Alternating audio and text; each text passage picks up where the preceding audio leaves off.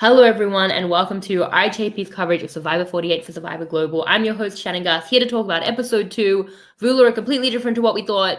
Now we have to talk about that after thinking I'd gamed it out last week. It was different. And the person who was going to get 3 cheesy points from me last week, and then things got changed around. And luckily, Justin got 3 cheesy points because I feel like that actually bared out a lot more. Anyway, he went home. So crazy ton of events. But to talk about that, I have such a great guest, someone I'm always so happy to talk all things Survivor with. It is the great Tessa O'Halloran. And Tessa, thank you for being here.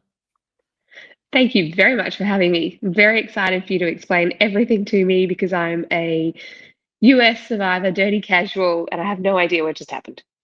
I feel casual because I'm doing 1 podcast in this week compared to 5. Yeah. That's a casual thing, right? 1 podcast a week. So casual to only podcast 1 time a week. Yeah. Yeah, I think so. I was confused by it too because I think the way that I see that it happened is that Say and then separately Justin and Cedric both voted for Kevin in different plans. Like Say said, I want to vote for Kevin just to rattle him. Thought Mary would go in like a 2-1-1. They were both trying to 2-1-1. Why will a US Survivor always evade me on the 2-1-1s? But so she thought that would happen, but then they were like, oh, well, she's voting for Mary anyway, and then he's voting for Say. Well, it's not really 2-1-1 because she would have negated one with an idol, but you understand what I mean. And then they were going to 2-1-1 back, but because they both did that, it became a 3-1. So but is that really what Say was doing? I thought she was first just like, I'm going to float his name just to like shake him. But no, she was actually going to throw a vote at him to shake him. That's so stunned. Like that's so antisocial. That's Say. Say is a somewhat antisocial player. We can say that. I think that I do see her say that she wants to rattle him, and we never see the conversation where she and the guys get on the same page about it, but it is obviously possible that happened as well, and they just wanted to like build the suspense, but they all were like, should we just all vote for Kevin? That is also, I think, a distinct possibility rather than 2 concurrent 2-1-1 plans that manifested into a 3-1. For sure, that's a possibility too. Because she didn't seem surprised at all. Yeah, when he actually went. Even the I think dream it actually of the was lined up. Yeah, you probably and because she started that ball rolling as well. Yeah, I think you are right because she did do that. So yeah, I think that makes a lot of sense. So okay, so I think we're already working out what happened. I think she was like, I'm going to rattle the cage. Yeah.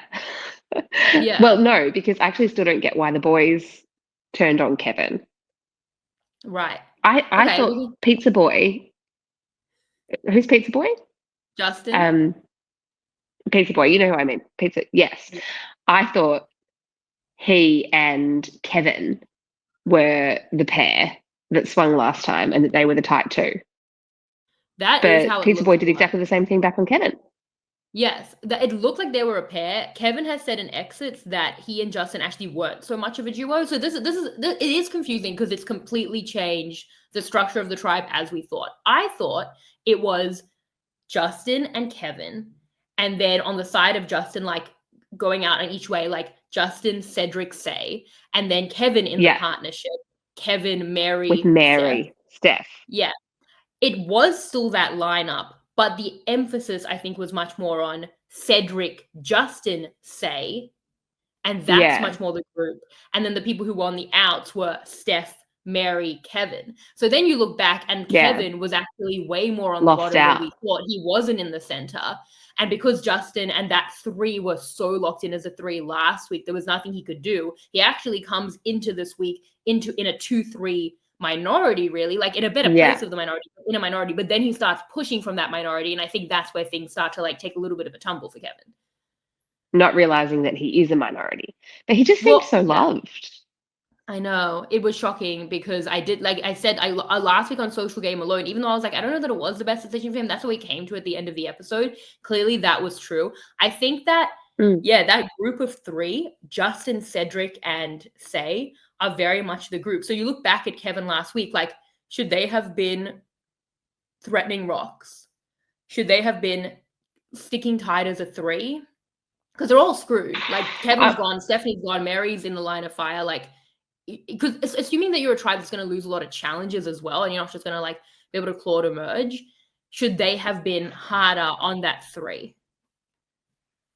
Well, now, yes. Now he's gone. But I completely understood what Kevin was thinking. I think his plot line was what I was following until Pizza Justin turned on him. Because I thought he made sense what he was saying. Like that tribe is likely to lose, right? They're losing. We know how these like 6-person tribe works. They're going to keep losing. Say has an idol, and if it's not flushed this round and the boys are together, then the boys are going to have to turn on each other next round. Like it made sense that she and her idol, or she or her idol go this round. What Kevin was Yeah. saying made sense to me, except for that the boys are not actually together. Yes. Well, you can't Cedric was let more in with Say than we Yes. realized. Cedric was very in with Say, and so was Justin more in with Say. Like, at the end of the day, they chose Say over Mm, Kevin.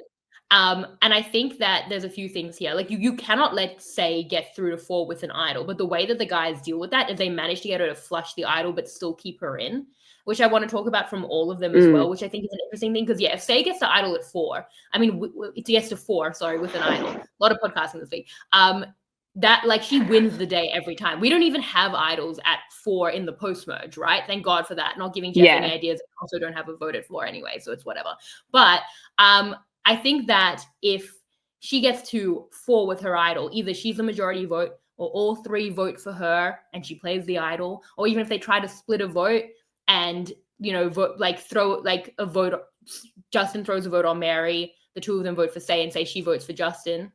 It's a 1-1 Yeah, so tie, this but is what she's Kevin had immune at thought the through, rock right? bottom. Yeah, that she is Yeah. completely untouchable at 4 with an idol. So he was like, we need to get rid of it. I think had he pushed just to get rid of the idol, knowing he was in a lower position than we knew, that would, cause it's hard to be like, we're not going to vote for her. But if it's like, hey, just get her to play the idol, which they do get her to play, and she probably thinks she's good to go, right? If they've all agreed, which we'll talk about, that Kevin is the vote and that she's not getting at least 2 of the 4 votes, then she is playing her idol here as a sign of good trust. I think if he could have been like, how can we get her to burn the idol and put it all on that, rather than pushing for a full Say vote where they end up choosing Say over him, I think that would have been better. Let Mary go. And if you get down to another, he's in a bad spot, but if you get down to another tribal council, then she doesn't have an idol. And at that point, you try to win it. It's not a good spot, but I think he was pushing so hard on something from a very, very unstable place at the bottom of the tribe. Hang on.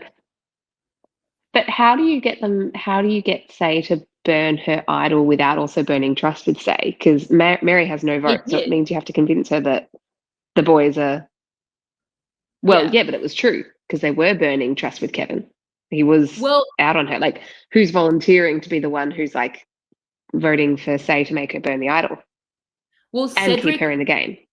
Cedric did that, where he was like, there will be votes against you at first, and it's enough to play the idol. And I really like the way they both did it because he keeps her in, but he burns the idol, which again, even for your ally, is essential because he gives her so much individual power going forward. And I thought this was actually underratedly great from Say because she could be like, wait, we have the numbers at a point. Again, if she's clear on the 3-1, she knows they have the numbers. She could try and keep the idol here, or at least fight for the idol, and she doesn't. She gives it up so willingly, and I feel like she chooses those future relationships over having an idol and so much individual power in the pre-merge, but possible long-term relationships going forward. And we see how good they feel about her when she does that.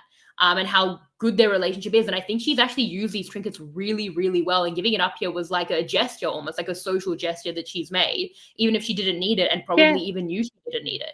So maybe more, like it's still very She hard was for Kevin. she was cooler about it than you would have expected as well for how fiery Yeah. she's been. When Cedric Yeah. talked to her, she actually did kind of keep her cool. Yeah. I mean, where do you fall on Say? She's been like an extreme personality in the season. Do you think she's playing well? Like how do you feel about her? I mean, I hated what she did in the premiere with Steph and Mary, just like so antagonistic. And when Steph's saying, "Oh, like actually would like to know about your dad or whatever they were talking about," and she was like scoffing. And it's just so, I know the US is a very fast game now, and it has to be less intensely about those like slow build relationships. But I just can't see how you can steamroll without having the relationships to fall back on. So, no, I haven't loved what she's been doing, but she was better this episode. Well, And obviously she's done something to get Cedric and Justin on board. 100%.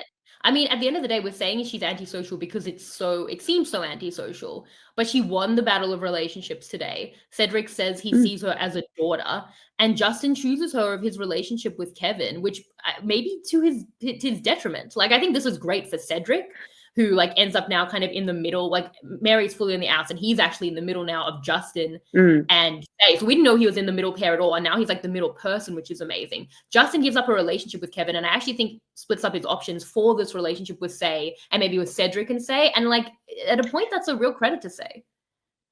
Did Justin choose Say or Cedric though? Was it more that he was closer with Cedric than we'd seen? He did say he has said positive things about Say in both episodes, though. But I do think Cedric deserves all the credit in this episode. I think Cedric is the center of the tribe. I think he gets everything to his benefit. The way that he's gone from like, you know, the middle of the tribe to top of the tribe, in my estimation, so quickly, I think is so impressive. Yeah, definitely. And really big part of that. But I think if Say was such a nightmare for Justin, that would be untenable. I think you probably need a bit of both, even if you want to like 60-40 it to Cedric. Yeah, I follow you. Yeah. Every week I come in just advocating for Say in ways that I didn't necessarily anticipate, but she's getting results. I don't know. It's a quick game, and I think sometimes it's jarring the way that it's played now in the US. I just find it so hard to believe you can play at this tempo and this like openly aggressively and win. Like, have people done that? I'm just, like, I feel too casual to know the answer to that at the moment in the new era, but yeah, in different ways. Like maybe Rachel, not early, but like obviously ends up kind of like beasting out to the end. No, I mean you usually will get sniped. Like that trinket game has been tried, that like aggressive type game, like the drain game has been like the experiment has been tried and it's failed. But I still think that it's too small a sample size and it is a short game where if you have some connections that'll carry you through, and you are the kind of person who will play aggressively, like I do think that kind of game can win out. I usually draft based on the assumption it one day will. And it seems like the players themselves accept how much the trinkets are just like a massive part of this game now. Like they're all, the beware advantage. I don't know why they bother making it beware anymore, because no one's ever not taking the beware advantage these days. Yeah. They're just like, oh, yay. Then they know what's coming. Like they're not bewaring at all. I guess, it's just the new era. Well, Kevin played pretty hard. Like, where do you see where Kevin went wrong here? Like, what's the reason for his demise? I guess he underestimated Say's relationships with Cedric and Justin the same way that I did watching it last week, right? Like he seemed in better with the boys and thought that he could have his cake and eat it too and keep Mary around because, he'd overestimated his own social pool, which I think is understandable because he's adorable and seems very lovable. And it feels a bit bad that, Cedric felt like Say was his daughter and Kevin was not his son because he was adorable. Yeah. Yeah, I think to me, it comes from pushing too hard from being on the bottom. Like, if he comes in and he's like, oh, because Justin was immovable last week, now it's between me and Mary. It's about pushing Mary under the bus. I know it probably doesn't get him to the merge anyway, but it's one more day and you just never know. Like the hope is that like Say pisses them off, like, which is a possibility. I think that it's more about like surviving at that point than having full power, even though in exits he did say, like, what's the point of getting voted out in a couple of days? Like, I do understand that, but it's not the position from which you can be like, and what's my medium term game, But so I felt like through his confessionals, I haven't listened to exits or anything, that he thought he was in a better position than he was. I thought that's what he'd misread. I think he did think that the guys were more of a thing than they were, but also he never thought that he and Justin were in the middle. Like, I think he maybe thought that it was like, and he's still kind of to the side, and maybe they like choose him over Say. But he's also asking to choose Mary over Say. So I think, yeah, there definitely were parts of the relationship with Say that he underestimated, but he never thought like what we thought, that he and Justin were like at the top of the tribe. And I think that to be making the kind of, plans that he was, you have to be pretty high up there. And I think he knew he maybe he didn't know he was so far on the bottom, but I don't think he thought he was in control, but he was acting like he was. And I think that's probably the issue. Yeah, definitely. Overplaying the social capital he actually had. Yeah. Now we look back at last week, and I think Stephanie, him, and Mary should have gone in on the 3-3 and voted for Say. And if she plays the idol, Stephanie goes and you're screwed. And if she doesn't, you say to Justin, this is the opportunity to take her out with the idol, and she hasn't played it on the revote. And I think that you maybe at a 3-3 like that on a tribe that's going to lose, where half of you at least are not making it out of this tribe, actually, I think maybe you take it down to that point in the first tribal council. Rocks at a premiere. Well, no, not rocks, but at least try and get Justin over. Like, at least try against an idol.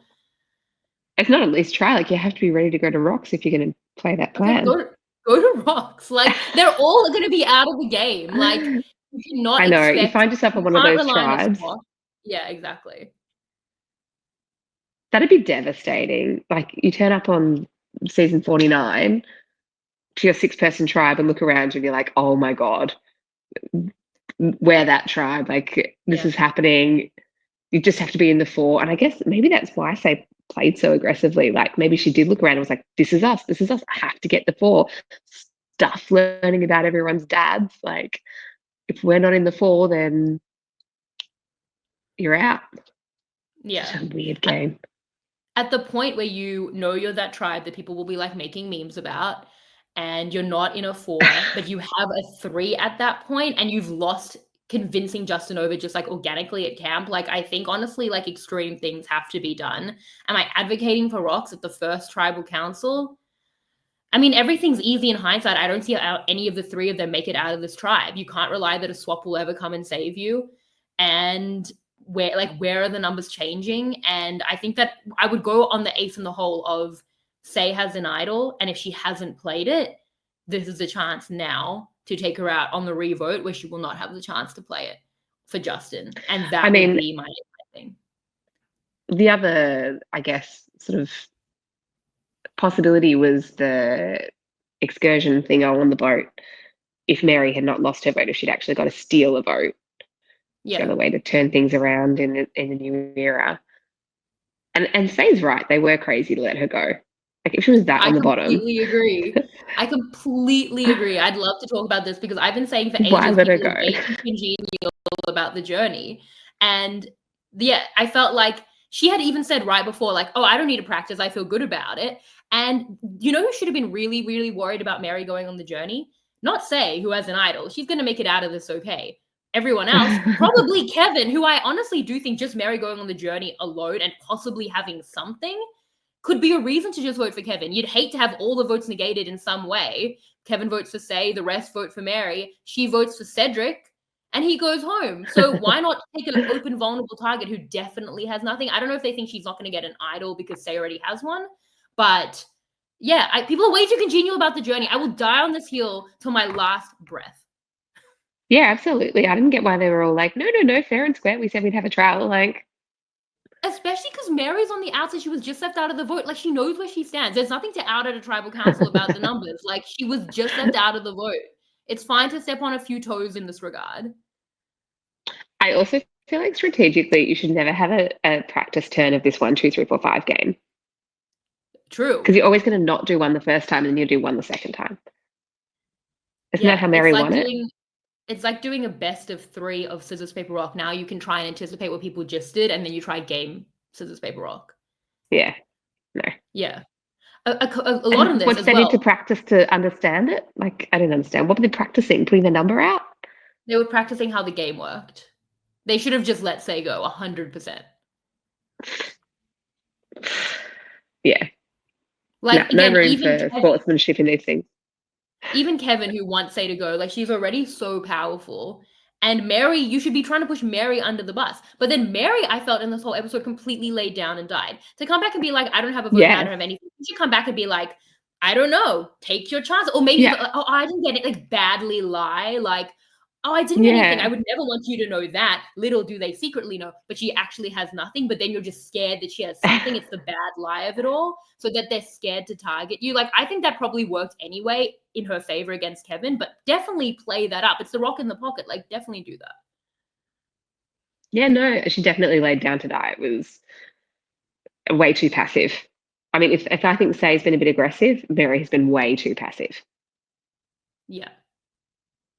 I think that if you come back and you have like a bulge somewhere that you're like trying to conceal and you're like, oh, I lost my vote, but now I have to go to the well, that would be great.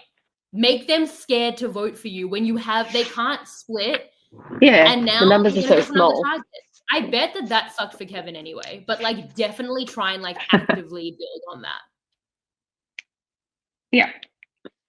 Yeah, I don't know. I mean, or even like one of the others lied badly and said they just didn't do the test, right? Was it Thomas who was like, no, so I just Thomas walked said, away? yeah. They're all super fans. They've watched every season. Like, they know that most of the time you don't get the opportunity to walk away. Then they know Yes. you're lying. I also think with that, Thomas should be telling his allies, because I always like, it's a vote steal. You can't do without other people anyway. So tell your allies he has a bit of a group now where he has the guys and Bianca, at least be telling them.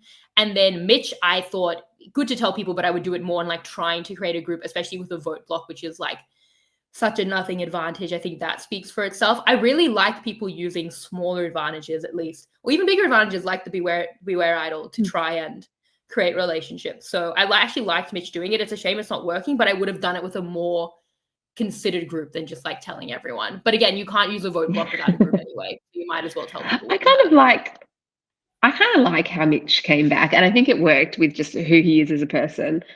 And I felt like it was really well received, and he was like, "I got this for us," and that whole tribe is so like rah rah. I know Mitch is. I felt like it read the room properly.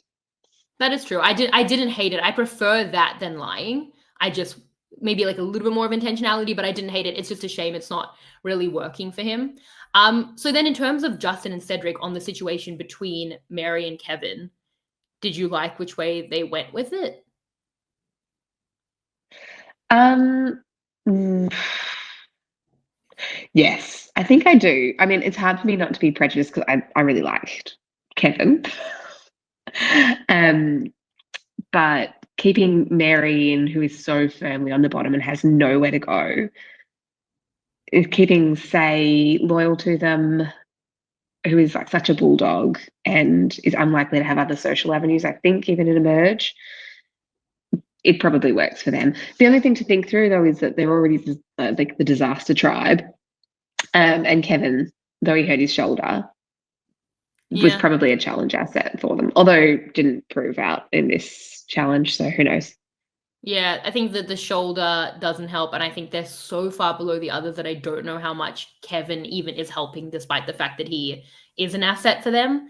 I think that it's not enough to make the decision compared to like someone like Cedric, who again like really puts himself in the center and cuts off a bit of an option for Justin. So I like it better for Cedric because it centralizes Mm. him.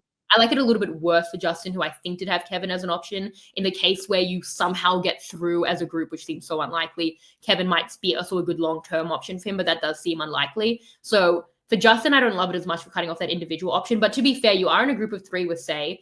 Kevin is not with you, and he's playing a hell of a lot harder than Mary. Like the way that Mary played Yeah. this, you're like, maybe we should keep her around because she did lay down to die with nothing. I mean, she did go out on the journey and she fought for her right to go to the journey. But like to me, coming back and being like, I don't have a vote. Anyway, take your shots was, unless it was purposeful because it seemed suspicious or because it seemed so passive that you maybe go for something else. I can't ascribe that type of agency to her. So it actually ironically does Just make playing Kevin like a possum. way better target. Yeah. I guess, I mean, this is all just assuming that they're going to keep losing. I think if the challenges had been closer and you think that, you know, they've got a good shot at the next one, Yeah. I would rather keep a Kevin, not for Yeah. his challenge prowess, but because they'll go in tighter to a merge or a swap. Like you don't want to take Mary to a swap who's going to jump ship as soon as she can Yeah. or float I completely adrift from the agree with you. ship. Yeah, I think that because they both look like they'll have to be cut at some point anyway, voting out Kevin now just gives you more control to do that in the next couple of votes regardless. If you think there's a hope of you getting through, I'd rather have Kevin getting through, but it just seems so incredibly unlikely that it seems like a fine bet. Yeah, unless there's something production has up their sleeve to start to try and even these things out a bit, because surely they're starting to worry about that we only see one tribe for the first 4 episodes, and 4 episodes in the US is a month. It's a long time. We're, as in our viewing experience, you go a month barely knowing the other tribes. We think they love the disaster tribes and that they unfairly create these tribes and put them on terrible beaches and don't put the clear strongest guys on a tribe. Yeah, to try and create these storylines, which at least makes you very invested in a tribe. Like a Stephanie LaGrossa hero, the last one standing. Every season, every year. They did love that. They love Stephanie. Yeah. I think that they certainly have never come to the disaster tribe's rescue before. So you can't rely on production swooping in to save the day if you look like you're going to be. It's true. We've had what have we had? 8 seasons of this, and there's always a disaster tribe. Not last season. Not really in 43 as much, but yeah, 41, not as much 42, 44, 45, and 46. So I love that you can do that and know who those people are, but don't make me say the names. Uwa, I'm not going to do it now. Anyway. Oh wow. Yeah. No, it's just look, it's the vibe I have, is that there's always a disaster, and we just get to know that one disaster tribe, and I don't love it. I'd like a little bit more even competition. Well, what are you seeing with the other I don't like people who cruise through too many rounds without going to tribal council. I feel like coming to merge so uninvested in each other. You're so untested. Yeah. Plus, we're uninvested in them. Well, they're trying to build up these dynamics, but the thing is that because we're so used to seeing the disaster tribe happen, it's hard. For something like Lagi, where we're seeing Star is the target, and that's the main point of contention. Just there's part of me that's just will we ever see this vote? So instead, I have to think about, and they should be thinking about, how does this play out long term? If we look at Star finding the idol and the way that Shaheen and Thomas respond to it, Thomas wants to sabotage, Shaheen wants to help her, and that probably speaks to the different relationships that they have with her.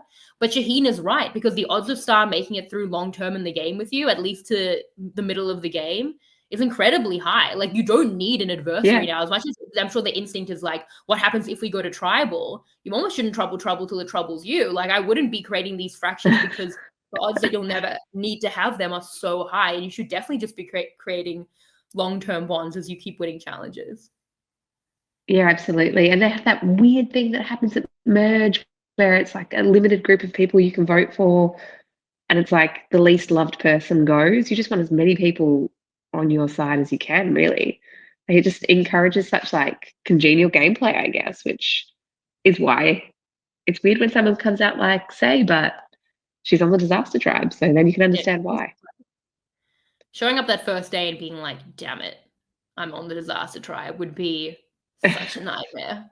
Wow, there was a 1 in 3 chance and I'm just unlucky. And that's going to change everything. Literally, by the time some of these people have gone to the 2 tribal councils that Kevin has gone to, it might be 2 weeks into the game.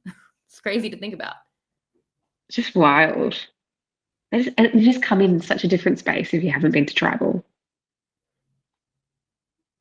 Yeah. So, but what do you see on the other tribes? We did get a lot from both, mostly advantage based, but we saw a lot with Star, Lagi. So that's they've got the guys Joe was very much in the center of that tribe. He brings in Shaheen to Star's plan, and then Star brings in Thomas and Bianca, and then she just is not on board with Ava, I think it is. So who are you liking in that tribe, or what are you enjoying about what people are doing? I like Thomas. I really enjoyed his just lose it idea, to just lose the clue. It was just so brazen. I don't know, if you can't do it without the clue, just lose it. Otherwise, I don't know. I don't have that many, I'm really vague on who they are. I like, who is Thomas's friend? Bianca. Bianca, she just seems super normal and relatable. Like that. I'm sure we'll get to know her in 2 Um, weeks from now, or like a month from now. and then who else is on that tribe? Sorry, there's Joe. Shaheen and Joe, yeah, and Shaheen Eva. I liked. Yeah. I think you're right that Shaheen was right about, helping to find the idol and not sabotaging. And I liked how he talked through all the options. He seems like someone who thinks through every plan and then actually does the sensible thing. Not like, in some other franchises where people think through all the possible plans and then decide to do the craziest one. Um, yeah, he seems cool. And then who else did you say? Star. Yeah, Star. What did you think about her telling four other people about the idol? Yeah, no, it's crazy. What's the point? Well, the Like, point just is, I tell guess we're everyone never going to go or to tribal council, so that should help with. It's not working, which is so unfortunate because she's been like designated as the target, but it seems to have worked with Shahid, and I guess it's just like relationship potential when she's not in a good spot. I feel like telling everyone but individually, knowing they're all going to cross check and tell each other is a bit pointless. Like, either tell two people, tell your two closest allies and do it together, or tell no one. No, is Yeah, that I not think like the accepted like wisdom? I mean, it makes sense to get a 4, but the issue is once she had the 3, then it feels like you can't just tell one of Thomas and Bianca because they're like a pair. So at that point, it just became a 5. So yeah, I mean, it did become a lot of people. I thought that Joe handled it really well. Like Joe, firstly, is so beloved, and he's so many people's number one. Like it seems like he's probably Shaheen's number one. He's He's upset about Eva's it. number one. He's Star's number one. Yeah, he's too pure for the game. But on just strategy alone, like 3 out of 5 people I think have maybe made him his number one, and and like Thomas probably is probably his number 2. Joe's probably his number 2. I thought this was so good because to bring in Shaheen, to be like, I'm gonna bring in Shaheen, it's like gave him that plausible deniability, and he's like, I'm now not betraying either group alone. Like bringing in like a co-conspirator Yeah, was great, I thought, and telling not like, oh, I'm gonna go. Like he ends up telling Eva, which I'm not Eva behind Star's actually back either. yeah, 100%. So he brings her in, and then at Yeah, the point where he's told to Ava, he anyone could have told her, but also he has to get in before someone else, but like tells her, and then he's betrayed her trust. So at that point, he has to tell her, but there's also so much plausible deniability because it could have been anyone. So not that he got the ball rolling by telling Shaheen. He didn't expect Star to tell Thomas and Bianca, but I thought just even getting Shaheen to be like, I'm not alone, just like working with a different side now, like I'm still bringing you in, and also like feels like he's adding to what Star's doing and he's not betraying Star. Like that was a very deft move, I thought. yeah, he's such a natural. I feel like he's just naturally, I mean, again, lovable, but also he seems to understand social dynamics and how people are going to receive what he's doing and how he can. It's obviously important to him not to betray people's trust, but he's finding a way to work his many relationships, not manipulatively. I guess it's manipulative if someone else does it with less of a kind heart, but he's a real natural, isn't he? And I love what he's been like with Eva, like just so sweet. He's been like cursed with It just seems survivor like a sweet talent. guy. Like I feel like it's like a curse for him where he's like Yeah. he connects so easily to everyone, but that means he's gonna have to betray people, which seems so uncomfortable for him. But it's like curse, like I'm cursed with these like the gifts of the survivor gods, where I'm just so good at this, but I don't want to manipulate people and I don't want to break people's trust, but like I can't help connecting with people, and it's just like this really tragic story that he's in. He reminds me of, this is so random, but of from South Africa, that Rob Bentil. He's like him, except like sweethearted. Do you know what I mean? Like everyone loves him, and they're like, he's got all these number ones, but then he's like world's tiniest violin because he's generally like he's actually torn up about how much everybody trusts him and loves him. Crazy. Yeah. Curse I me and trust my him and love him. lovability. Yeah, the audience loves Yeah. him. The audience loves him. Everyone in his tribe loves him. He's so upset that I How think could you that not? if anyone will take out Joe, it'll be himself. Like he will quit rather than have to vote someone out. Will be the only thing that can take him out because everyone else just falls in love with him. But normally I would hate that, and I still love him. I know. It's It's magic. crazy. He has a gift he doesn't want. It's a curse. Um What did you think of them actually changing the mechanism now? Because I've always said they're too congenial for the journeys, and there was never any rhyme or reason to how people go on the journeys. Like I've asked players before, and they've said you could run to the boat probably. There was no like function in there, and now they're like, well, you will play this game, and went all the way on the other end of it. Nah, I hate it. Just let them do the run to the boat. I like to see how people handle it. Like I know they do a lot of stick drawing, but like someone They decide to they stick don't draw. have to. Yeah. Yeah. Yeah. But like at least that's a choice that they made. And I like seeing how aggressive people are and like who actually puts their hand up and who's taking charge of how they do it. I think that like we should leave that agency with the players. I completely agree. I feel like so much agency has been taken out of these journeys. From now, it's the point where, again, it's just Mm. like these individual journeys where they do individual puzzles. Like, why do they even meet up at the island? It's so pointless. And they all have Yeah, to they do don't the even puzzle. They chat. can't even. Yeah, exactly. I mean, don't have time to. Well, we could have time to see it, but they don't really. It's not the point of the exercise. And they can't opt No. in or opt out to the puzzle. And so this game, while it gave, I guess, some agency because it's like you could try do a high number, I guess you could get screwed over where like two people do a two do a three, and you do a five, and you end up going. You should at least be able to opt in or out of the game. Like there are some people who could accidentally end up on the journey, have to do the puzzle, and Yeah, lose their vote. absolutely. Like give them a choice. Yeah, no, you should never, they should never be cornered into that position. Yeah. It's why can't they opt out of the game? Like, it just seems like absolutely clear cut that they should be able to opt out of playing the game at least and just walk away. Because there have been times where they've been able to walk away, right? They've been able to not play Yeah. They have on had the times where they can journey. opt out of the actual journey. Yeah, they have, but this wasn't the case here. Yeah, wild. Yeah, I think that No, with not on the the journey. Have they been able to yeah, opt on the out? journey, Yeah. they have been able to, but they weren't able to here. Yeah. Yeah. Like, anytime you can make people make a Very decision, disappointing. like, should we opt into trying to go on the journey? Should we opt into the puzzle? Is good because then it's a decision that we can analyze. Like, I think that I've always said with how decide on how to go on the journeys, if they didn't have a mechanism for it, it should just be you guys decide. And like, if it really comes down to it and you're fighting and there's no way, it should be majority rules what you do. Even if majority rules that we're picking sticks. And if you want to opt into the sticks, you do it. You know, like that should be the pool in case of emergency. But otherwise, people will work it out amongst themselves in a way that's way too polite, as we've seen. And that is how it will be done. No. And it's decision making and it's agency. Like, but this is just a game. And I think that again takes away decision making from players in a way that we can analyze for them. Yeah, it's too casino. I reckon no in case of emergency. Just like let you see how far they go. Are they gonna just like sit on the beach until nightfall with the boat waiting? Like great. If they do that, I'll watch it. Like Yeah. I'd like to see how far people will push it.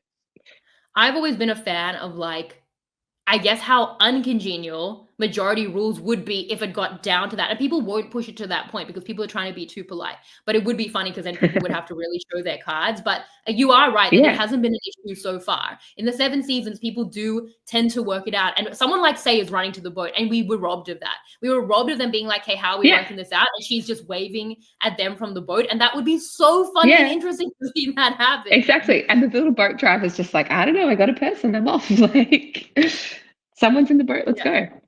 I think that there's a Leave it possibility with that them. they worry that if you give too much decision making to the players, then the majority, the decision makers, will, tip the scale so that the majority will win out when this is meant to be something to help the minority. Like the fact that Mary goes and gives her a chance to them is the interesting thing. But the thing is as well that Say jumping on the boat is also so interesting. Like I've always said, like if you just give them the option of something, like interesting things will happen, even if it's not the exact thing you want to happen. I think, a good cast, which it always is, of dynamic players will make interesting things happen more of the time rather than you trying to like shoehorn something. So you might think, okay, this gives more of a chance where the people on the bottom have an equal chance of going, and it gives them like a fair shot at it rather than like majority being like, nah, Say's going. But that would also be so interesting to see them do that. So just let people be interesting. And again, they never even do that. They're way too polite with the journey. So it's been also fine in terms of that. Yeah, but even like with these things, even if it's the majority ends up having the most say because you let them sort it out and it means that the majority is the loudest group, it shows what's going on in the majority, right? Only one person gets to go. It's an individual advantage. and see who's on top of the majority. Like if two people within the 100%. majority want to go and one's not actually getting heard, that's going to create discord. That's going to give the minority an opportunity. Like we're more interested, I think, in how that plays out socially and how they take advantage of it than 1, 2, 3, 4, 5, the casino roles. Completely agree. It could then play out, as you say, to cause a fracture that you didn't anticipate, Yeah. even if it's not, oh, the minority member goes on the journey and that's the only way to rock this tribe. Like there are dynamic ways that things can be played out other ways if you give people decision-making capability. So taking that away, even if you can try and game the game to try and opt out by doing a 5 or whatever, I would so much rather, like every single time that they do the journeys, I'm trying to rewind and like watch it really slowly to see who opts in and who opts out and what the discussion is because I'm so interested in it. And instead they were like, pick a number. And I was like, damn it, Jeff. Don't take this from me because I find it so interesting to see what the players do. It shows so much about the relationships and their position and their intention in the game. Absolutely. It's like they've just gotten really impatient. They're like, these players take so long to like get to know each other and push each other down under buses. So instead we'll just like put in a roulette table. We're done in a minute. We know exactly how long that's going to take. They've shortened the season, they've shortened the choices. It's very impatient. Yeah, I completely agree with you. Well, who else from Siva? We've had as you said, Mitch, who had a real hero episode, which was great for him as much as he's on the outs. We had so the good. humble traits. We had Charity. We've got this majority alliance with David, Chrissy, Carl, and Camilla, who end up getting the idol. Is anyone standing out to you on the Siva tribe? I liked Camilla. She seems like a likable person. And I liked how they worked together. Was it Carl? Yeah, Holes Alliance. Did you read Holes? Was Holes a book? Yes. Did you see it? Did you watch the movie at least? No, I had no idea what they were talking about. What is Holes? Oh my God. I was actually going to look it up. It's the best movie and book of all time. And also, after I said to Mark on the recap last week, you've never seen Holes, Zach said on his recap that people who say you've never seen this movie are annoying. And I do agree with him. And I know I just did it. But Holes is worth it. It has Patricia Arquette. Okay, she's having a moment at the moment as well. I love her. Yeah. Yes. Sigourney Weaver. What's the like base? Okay, cool. Wait, is this a 90s movie? Noughties? Where are we? No, it was like 2003 because I was in the 5th grade. Okay. What's the genre? Young adult mystery. Ooh, fun. Flashbacks to the past. It's way too complicated to explain, but I couldn't recommend it more. Your kids are too young right now, but it's so good. It's so good. Okay. I'll at least watch the trailer. I love a trailer. I love a Wikipedia that impatient. plot. But don't ruin yourself on the Wikipedia plot. Actually watch this movie. But I do love to read the Wikipedia plots of movies I'll never see. So I do understand that. Does it like tell you something about Carl and Camilla? That they have an amazing taste. And that they're probably millennials. Those two things. Yeah. I completely missed it. I thought it must have been really obscure because they were both like, you too, this random movie that I've never heard of. I was like, I thought it was in the curriculum here. Look at them being niche. Well, is it Australian? Well, no, it's not. It's not Australian. I don't know why. I don't know where. I don't know. I read it in school. The point is that I've spoken about Holes for like 15 combined minutes on these 2 recaps, and also that it makes me like Carl and Camilla because they have great taste. I'm not hugely into The Departed, but Holes alone, I'm all in. Isn't The Departed scary? Yeah. I haven't seen that either. Yeah. Holes is a little scary. Also, everything's scary. Young adult scary. Yeah. Okay.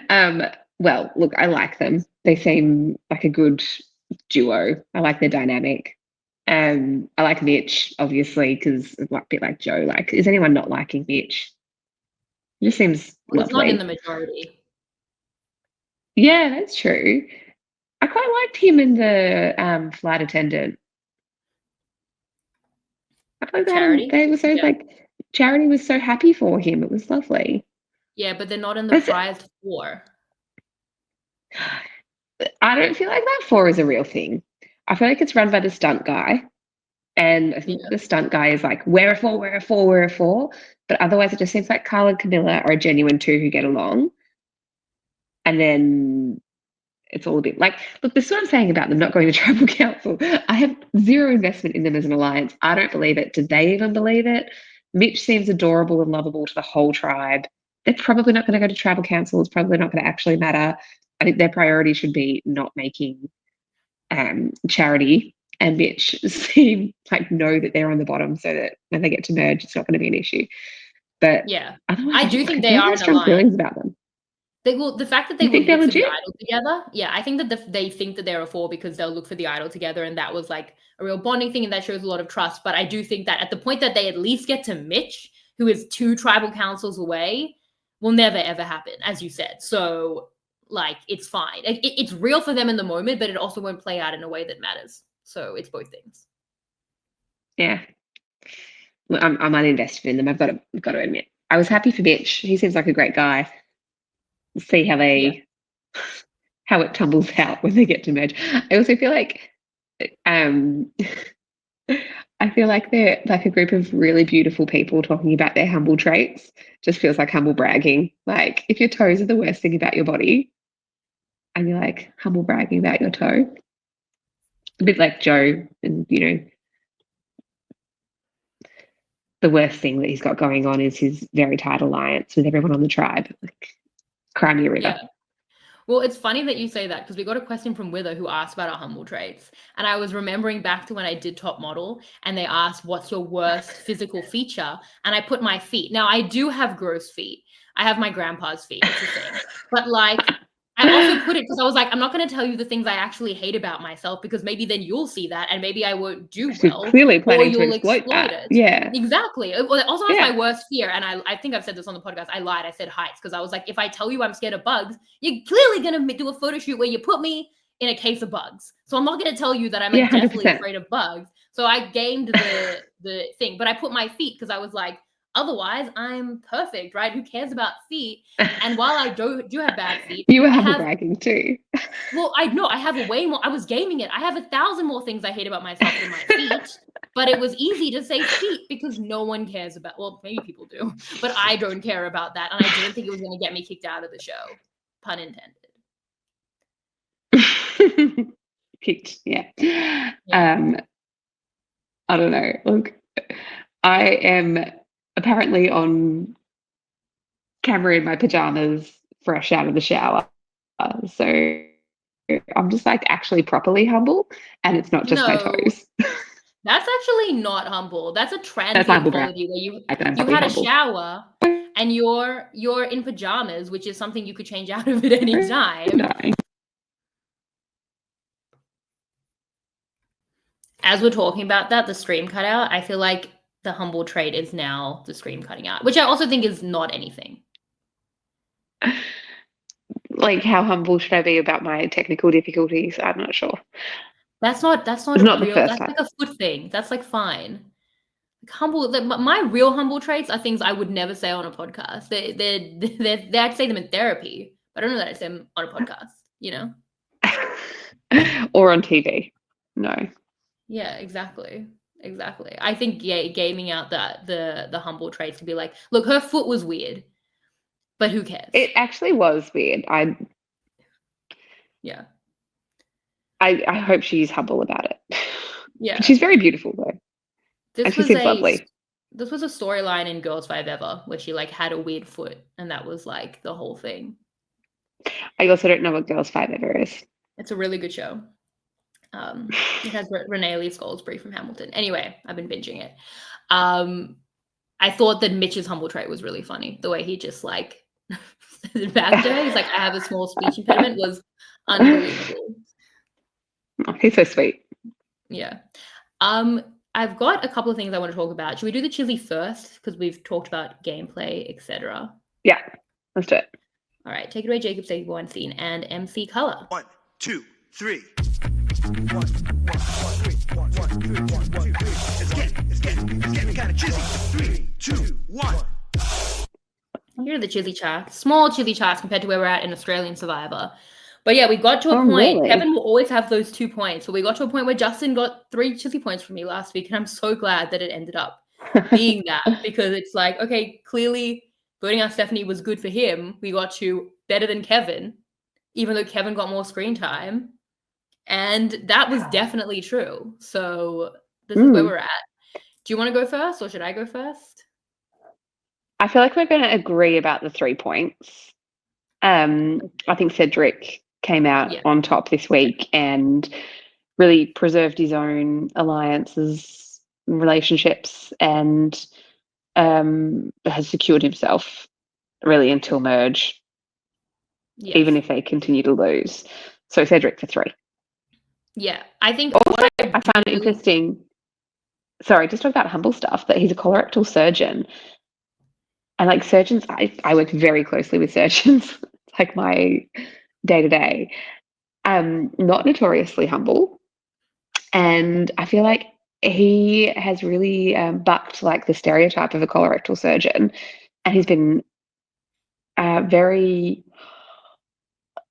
like, yeah, actually quite humble and playing his cards well. I don't know. I thought it was interesting. You don't often see his like type on this kind of a show. I didn't realize the colorectal surgeons had such a reputation for being arrogant, but not. Hey, I didn't say that. I work very closely with these guys. Yeah. Well, but just like, very wow, powerful. he surprised me. Right. Okay. Like they're very powerful people and used to having everyone do as they say the second they say it. You know, they get into the hospital at like 5:30 in the morning and they've got this team of doctors and nurses running around behind them. Like things fall into place around them all day, every day for these like long, stressful days. And that's not how he's playing this game.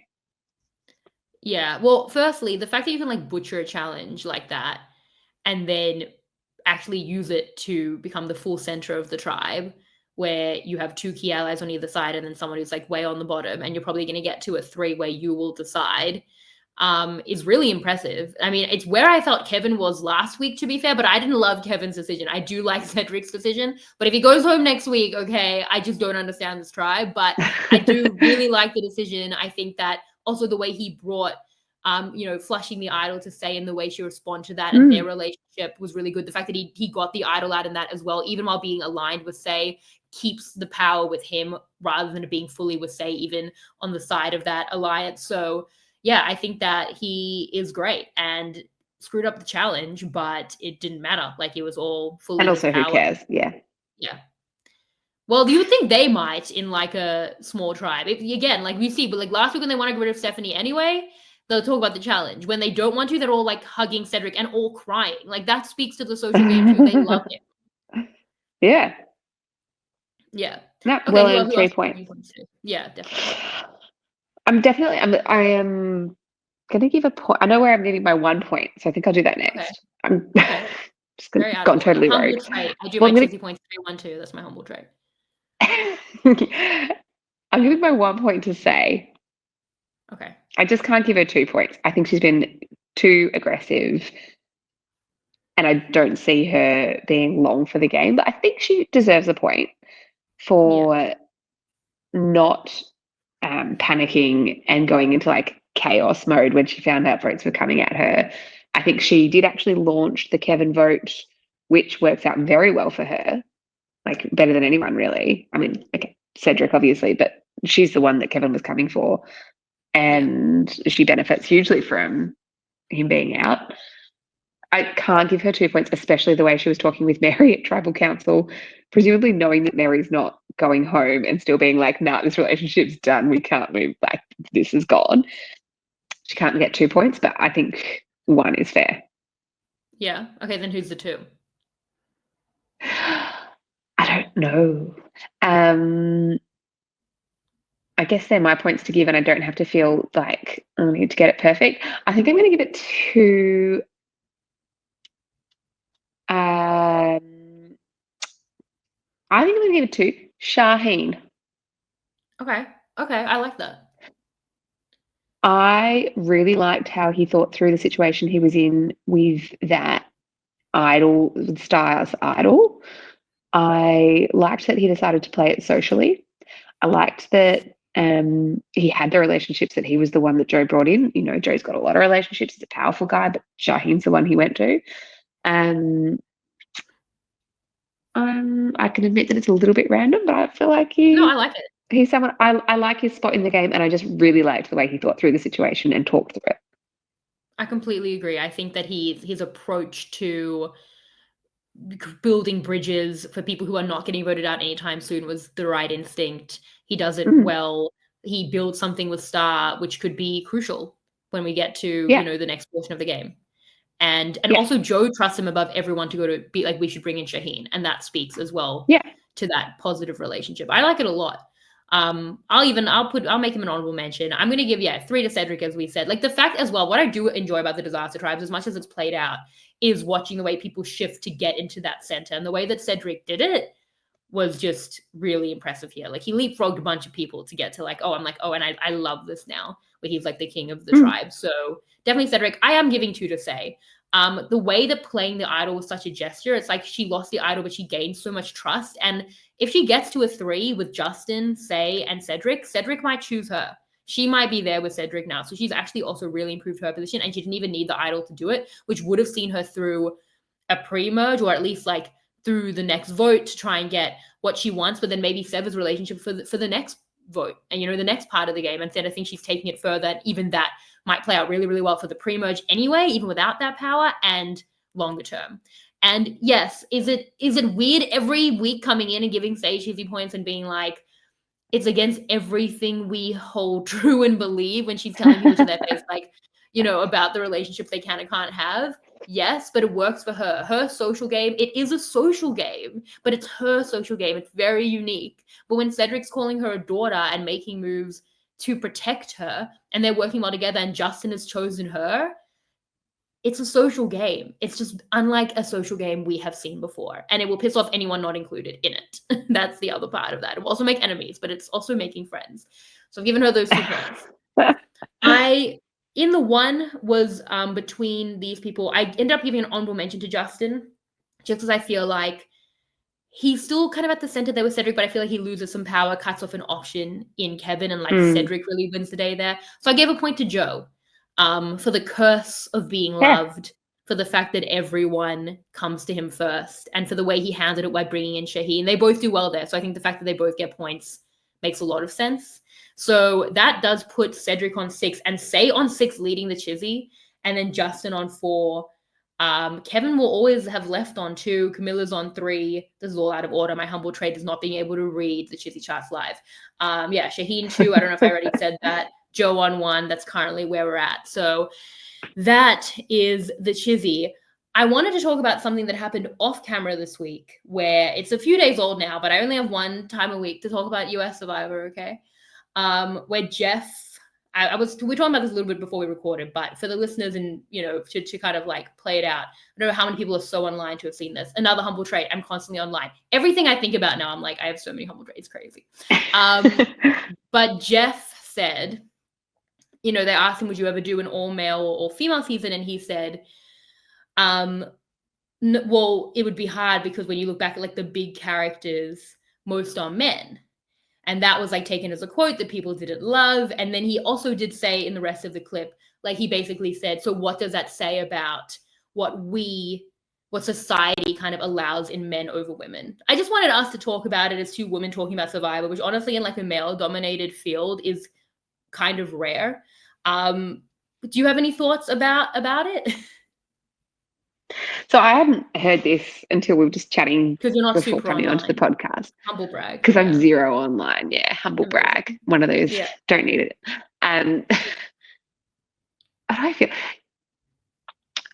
I mean, I think it's untrue that the big characters are all men, for starters. But I think it's he said a majority male perception. Okay. Right. Okay, yeah, majority men. But, whenever you hear a man talk about like their idols from Survivor, they always reference other men. Usually when you hear a woman talk about their idols in Survivor, they reference other women. It's a thing where you look for yourself in previous players. And I think that, you're hearing Jeff's male perspective on who the big characters are, and he's seeing himself in the men. I don't think it's like, I think about the characters that I've really idolized and seen, that felt like a big part of Survivor to me. I think of a lot of women, and I'm sure a lot of other women would feel the same way. So, if that's kind of, if there's this like reflection from production that their stars are men, I think it's probably because a lot of production are men. No? Well, Like, that part. I don't think that that's a true reflection of the game and even the casting or the dynamics of the people or even society at large. I think it's a male perspective. I think that's a very good point. I think that two things have been addressed, one by you and one by Jeff, and there's three things here for me. So the first part is he does address it from the social perspective. And there is an element of like society will allow men to be kind of louder and more gregarious. And I appreciate that he spoke to that part. But then for people who were like, well, it was taken out of context, he already spoke to why that might be the case and it's not women's fault. That's still only one, I think, of three problems. So while he did address that, it was also the one thing that Jeff himself and Survivor can take no ownership of. So it's the easiest thing to address. It's like, well, it's society's fault, and it's That's only the world. one It's a part microcosm of the world. yeah, and that's only one thing. The second thing is, as you said, it's just personal bias. And we've seen this all the time. And I don't think that everyone would say that the majority of big characters are men. I think that Jeff's list is different to mine. I think he has the Bens and Mikes of the world, and I don't. And I know that he does. And I know that, while his opinion is very important, it is just an opinion, but it's an opinion that shapes the show. We have a final three because Terry Dietz won. Is Terry Dietz a big character to Jeff, but not to everyone? And I think had he acknowledged that personal bias, it would have been taking the ownership that you talk about what he's seeing in kind of his subjective taste of characters. And I think that was important to acknowledge or to know himself, and he wasn't doing that. The third problem, as has been pointed out, is how much did Survivor itself create big characters of men? As much as people might see a lot of the big characters in women, when they see men, a lot of the time it's because they were like well over edited compared to women. And at many times, especially, in the past, I think we've gotten a lot better with this, but cast for different reasons. Men were cast to be characters and women were often cast to be eye candy. And I think that, especially like in the 20s, I think that was probably a thing that they were doing. Survivor was creating that show. And I think that Jeff called out the easiest part of that. If he had said, men are bigger characters, in my opinion, but I know that's my bias that I have to unpack, I'd have no issue. And then I'd be like, we're taking it out of context. Had he said, men are bigger characters, but that's because how we've edited them, that's because how we've cast the show, we're aware of that and we're trying to fix it, then it would have been out of context, no issue. But what he did was he addressed the easiest part of that, which is society, without acknowledging like his own personal biases, without acknowledging what the show has done to at least make those distinctions bigger, if not like completely manufacture them for decades of history. Like if he were to see the confessional chart comparisons through 20 years of the show, female winners versus male winners, he would be shocked. When Dalton Ross told him there were 6 male winners in a row in the 30s, he was surprised. These are stats he should know and that he should call out when giving an opinion like that. I think that's the thing for me. And it's not about canceling Jeff. It's not about calling Jeff sexist. I think that you can be nuanced in being like, Jeff can be out of touch. A lot of people we love can be out of touch. He also is trying. Clearly, when he like brings up that social aspect, he is trying. And we can acknowledge all of that without canceling him, but also being like, there's a personal bias here. And there's elements of the show here that need to be addressed. And the only thing that needs to happen is that Jeff just needs to know these things. Jeff just needs the Survivor fact checker to come in once a year and give him charts so he's aware, so he can be like, wow, that's a real difference in editing, and understand why even he has that opinion and why it's so innate or subconscious because of the way the show is being created or on his own personal biases. And I think that you can do and say these things without, canceling Jeff. Or is that like too harsh when Jeff is clearly also trying to like understand where people are coming from, at least some of the time? I mean, I think it's a cop-out to say that this is just how society is, and it's I don't think it's being harsh to say it's a cop-out. I think he's still trying to sell a show that he's making and marketing, and I don't know, like I would have thought that the viewership of Survivor is pretty evenly men and women, but is that not true? Because there's No, something it about like, you know, you see it with movies and TV now where we have more, you know, women who are producing and directing, and you see a difference in the way that, you know, female voices come through when there are women who are behind the scenes. And it's not because those stories were ever less interesting or that there was less of an appetite for it. It's because it's natural that we look for ourselves and reflections of ourselves in the characters that we consume. But it becomes more of a problem when the ones serving up the characters are always coming from one perspective, and that is predominantly male. I think it's about that to me. It's not like it's not a problem specific to Jeff. It's not that this is how society is. It's that we still are telling one story for one audience because those are the people making the stories, rather than because there's not an appetite for it that's been well acknowledged. I don't know. It's like I'm expressing myself very well here, but I feel like it's a story that's played out across multiple media, not just Survivor and reality TV. And like Australia, in Venice, I think we're probably some of the worst in terms of what we allow from, you know, a whole like larrikin. What do they call that? Like the love of the larrikin. The larrikin can only be a man. Like Australia is pretty backwards about these things. But even here, we're changing, and we are seeing those women coming through as heroes. You know, women like Kirby, who are really getting a stage, and they're seeing that the audience loves it. And I think that changes things. But it's more about, you know, how do you get more women telling that story and creating the platform, not just the character in center stage. Yeah. I think if anything had a reckoning and evolved, like it was US Survivor, they did respond to things. They did create the diversity initiative. And I don't know how much that translated behind the scenes. I know that there are people who were grandfathered in who make a great show.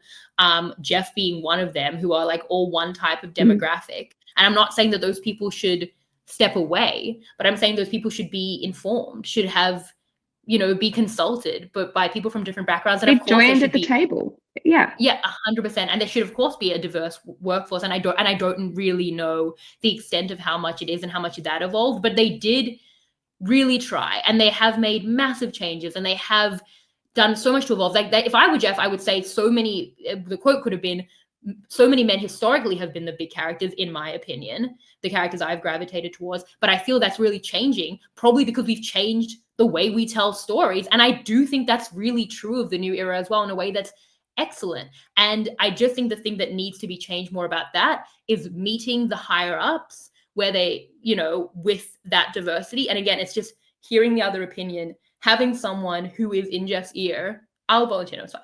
It can be someone else, but it can be, you know, just hearing the other side that's like, do you understand the disparity in the confessional charts between men and women? Do you understand why that might be the case? And then maybe he doesn't go to the social answer and he looks back, because he does do that, and where they've gone wrong in the past and why it is getting better and why it can continue to get better and why Survivor's been on a really good track. I think my issue is often that Jeff's not hearing the other side. We said it last week, and it's about sillier things like gameplay, but often the gameplay, again, is working to help the archetypes that Jeff specifically likes, which he obviously comes with his personal bias.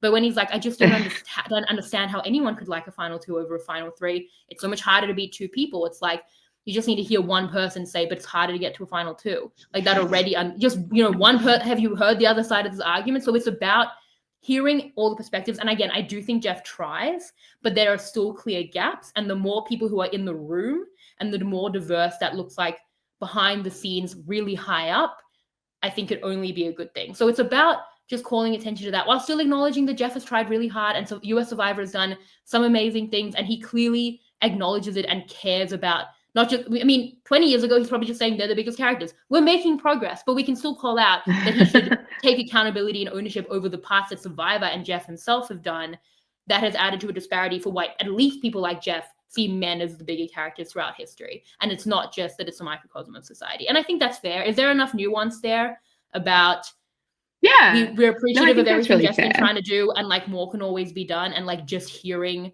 other voices is probably like the best start on all of that. Is that fair? Yeah, and you know, more women commentators on it. More women. I guess being the people on the street that Jeff talks to, because doesn't he still talk to people on the street? I don't know anymore. I mean, yeah, they had a viewing party, so maybe.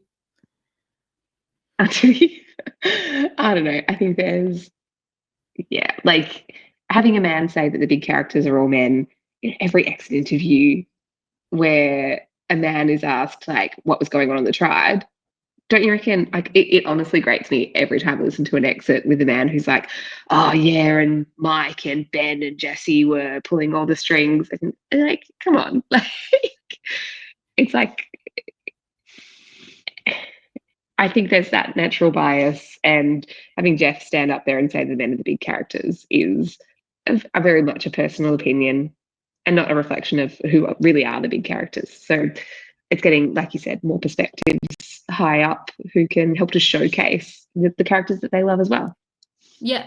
It's so Jeff can acknowledge that as a personal bias, be like, in my opinion, rather than being like, this is the accepted opinion. Because again, these are the big characters are made. Yeah. Well, like game changes are made based on what Jeff thinks is like the status quo. But it's actually like, it's a very important opinion because he's Jeff freaking Probst, but it is his opinion. And I think if there was more of the like diversity of that opinion and more was heard out about it, it might become more of like, you know, a little bit of a melting pot where then those decisions are made based on, you know, larger subjective opinions, but at least like diverse opinions.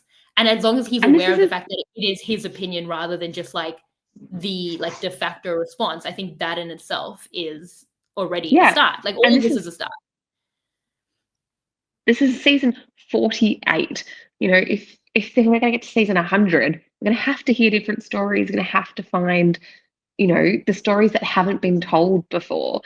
And like there's this massive pool to draw from if they can think, like you said, you know, draw from the melting pot and tell, you know, give different perspectives. So I think it's a big opportunity for them as well.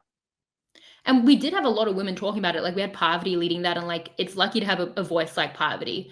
But then it became about, well, like, are we canceling Jeff? And it became kind of about the drama. And to me, that's why I really wanted to talk about it as like two women talking about it, which again are like kind of rarer voices in the commentary community. Not that I wouldn't always want to talk about it, but I'm like, I know my podcast is in days from now, but I'm just like holding on to talk about it because I really want to do that. And I don't want it to just be about the outrage culture. Like there is some outrage culture in life, and I don't necessarily agree with outrage culture as a concept. It's not about canceling Jeff. Again, it's just about acknowledging these things and like always trying to do better from every angle while still being grateful for like the strides that have been made and the fact that they are trying, and Jeff definitely has come a long way, and I always appreciate that. It's just about, okay, like it was out of context, but the context still wasn't amazing, and there's still these other things. So like Jeff is trying, more can be done. We're always appreciative. It's not about canceling him, but it's just about acknowledging it and like hoping to move forward with that. And if Jeff knew that, it would be a good thing. And we still love Jeff. Like we're still going to move on watching Jeff and loving Jeff next week. Yeah, absolutely. But if he knew that, and if the solution is there should be more voices higher up, that could only be a good thing. And it's not about canceling anyone. It's literally just about how much better that is for, and I say this without knowing what the room looks like, but that can only ever be a good thing, right?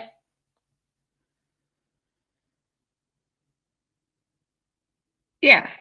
And just to like rewind very briefly, that I don't love the idea of a boys versus girls season. Yeah, that anyway is probably not just right quietly. For 2025. I kind of like if Jeff was boys versus girls, just seems a bit lame. No, someone asked if you would do an all boys or all girls season. That was what the question was. Why? About. I don't know. That's also terrible. That's like the reason that it's not about, oh, but the men are bigger characters. It's like, no, that would be terrible. Diversity in every way has been the saving grace of the show. So yeah. Oh, like actually it kind of puts it, I didn't realize he meant like just do an all boys or just an all girl season. So like, to be fair, he's on the back foot there being like, that's such a terrible idea. Why are you bringing this terrible idea to the table? Sorry, but it's true. There are a million reasons that's bad, but because the male characters are bigger is not actually one of them. Yeah. And like, can you imagine doing this an all boys season? People would love that. Oh God, which people? Like, sorry, terrible idea. There would be some people who would enjoy that every week a man would get voted out, to be fair. That would be the saving grace for some. I just like it's a conversation for another day, but if we want to talk about like a microcosm of the world, we shouldn't be in situations where it's all men all working together, it's all women all working together. We should be learning in the big melting pot. Everyone should be learning to raise their voices amongst a diverse crowd. It was a wild That's question. crazy. Yeah. It went to wild places. Now we've been talking about it for a full week. But anyway, glad we got our thoughts out on that.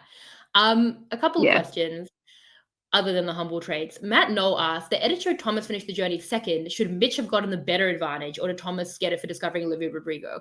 Thomas discovered Olivia Rodrigo. Do you like Really? why did they give them different? Yeah, he did. Yeah.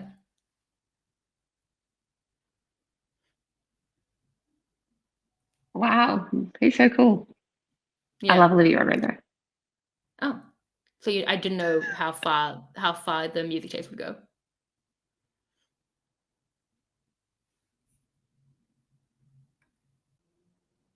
But yeah, I don't know why they well, this is a hard question around them getting different advantages, because I don't think they should ever be giving up to 3 advantages in these journeys. I think that they should all be making one collaborative decision anyway. But then, yeah, giving 3 advantages is silly, and them all being different, but randomly some better than others, where like clearly a vote block is not as good as a vote steal. What would Mary have gotten? Like, either just give them all a meaningless extra vote, or like don't do this at all. I do find it silly. I really do. I find it silly also. I hate random things, but at least make it like the hardest challenge gets the best reward, and then you have to decide if you do the hardest one or the easiest one. Right? Yeah. Okay. Like, isn't that just like already the is basic? agency. If you're going to give different prizes, do right? Yeah. And then you're like, ooh, do I think I can do this hard one? And aim higher, or do I take the low risk and try to get the vote block? We don't even know what the third Yeah. one would have been. Yeah, We probably had like to an steal a extra vote and a vote block, an extra vote probably. Yeah, you are so right. It's like just give them a choice at that point, or between the 3 of them, let it work it out where they're all going for a different puzzle, so at least they can make a decision as a group. Yeah. Just anything like that. No, you know what would be like vaguely interesting is make them say what their strength is. Be like, this one is about your, I don't know, speed. This one is about your word finding, whatever, and make them discuss amongst themselves what their strengths are. That's like vaguely Couldn't be interesting. worse. Yeah, couldn't be worse than the nothingness we got. So Just so random. Yeah. yeah. All right. They wanted us to sort the Hogwarts houses. Should we just do Vula and Joe? Because is Joe more? Is he Hufflepuff? He must be Hufflepuff He's Hufflepuff. through and through. He's definitely he's an extreme Hufflepuff. Yeah, everyone loves him. He's like crying about it. Hopefully he can weaponize his puff. I hope for that for him. I don't think so. I think he's going to quit. God forbid. But, yeah, I think that he won't be able to vote anyone out. He's too pure for this game. He's not a quitter, though, I don't think. No, Isn't he a fireman? No. No? Why do I think he's a fireman? No, Chrissy's a fire woman. Oh, yeah, that's true. She's a fire marshal. Kristen is a fire woman in Australian Survivor. The fire boss. Oh my God. Why do I not know? Okay.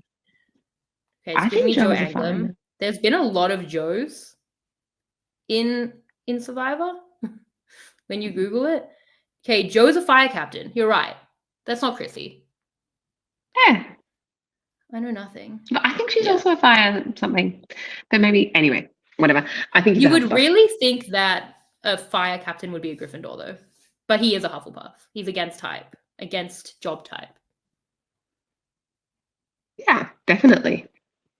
Chrissy's a fire lieutenant. That's why I got confused. And then Kristen is an aviation firefighter. Yeah, look, I did know with fire something.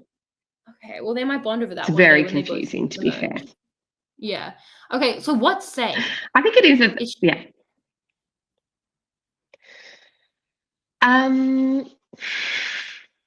Is she a Slytherin or Gryffindor? I think your first thought has to be Slytherin because she's antisocial. But as we have discussed at length, like Cedric acts like feels like she is his daughter. So maybe that's not coming off the same on the island. I don't think you can say she's not like integrity team RHAP. She's not Yeah. Gryffindor. Well, she She's said she would not play the game Hufflepuff. honestly. No, but then she was like lying about that. Right. I just get Slytherin vibes. I think she must be a Slytherin. And then Cedric Ravenclaw. Yeah, absolutely. Yep. Justin went to Yale. But what is Justin? Did he? Yeah. Isn't he the pizza guy? I thought he Yeah. was Well, he works in a pizza shop. he went to help out his family's pizza shop after Yale. Yeah, he's surprising. Oh, Yeah. what did he do at Yale? I don't really don't know. understand how Pizza? American No, I don't. universities work. Yeah, no, but going to Yale is impressive. It is. Like he's either a Ravenclaw or a Hufflepuff, right? It doesn't seem very Hufflepuff. Yeah. I think it's like the stoner pizza vibe. That's like the puff part of it. Yeah, yeah, that's right. And because he hasn't really wielded like a lot of finicky strategic stuff, so much as he's been brought in by his relationships with Kevin and then Cedric. Yeah. I'm leaning towards Hufflepuff. Yeah, and Hufflepuff are by the kitchen. And he's the pizza man. Yeah. Okay. And then That's right. what was Kevin? Hufflepuff? Is this a tribe of poor Hufflepuffs that are just on the disaster tribe with Say, who's just like steamrolling them? Because like Steph and Mary might be Hufflepuffs. Is this just a Hufflepuff tribe with one Slytherin who's just like reading them? Steph and Mary definitely Hufflepuff, which is probably why they're losing so many challenges. Hufflepuffs just don't have it in them. I don't know if you call Kevin a Hufflepuff. I was actually thinking he's like a rare hybrid because he looks like a Hufflepuff. Like he's got the Hufflepuff smile and he's just like so enthusiastic. He's doing everything with this big smile on his face. But actually he was kind of like he wanted to be a Slytherin. Like he wanted to cut Say's throat. Yeah, on the He was trying to make moves. He was, of course, he was winning Hogwarts.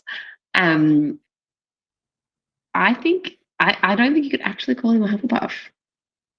I think he was more cutthroat, more devious than his looks. Like if you just closed your eyes and someone told you what he was doing out there and why he went, which is because his relationships failed him and he didn't understand the dynamics, because neither did I. Totally get it. I'm not a Hufflepuff either. I think he's a Slytherin. Yeah, you buy it? But not.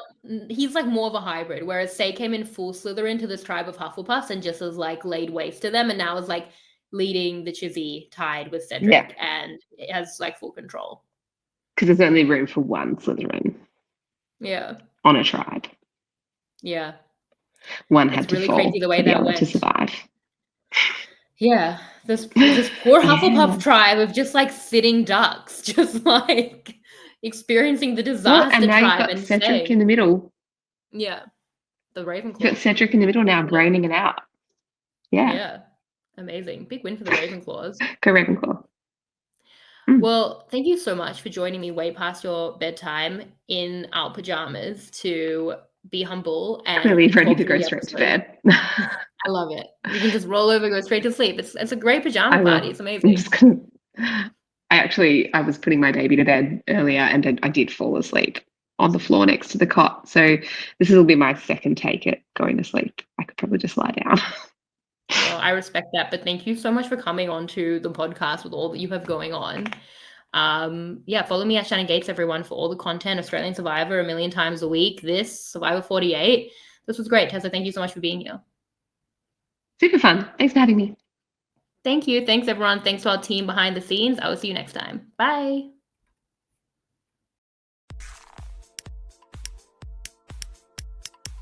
This is RHAP. We know reality TV.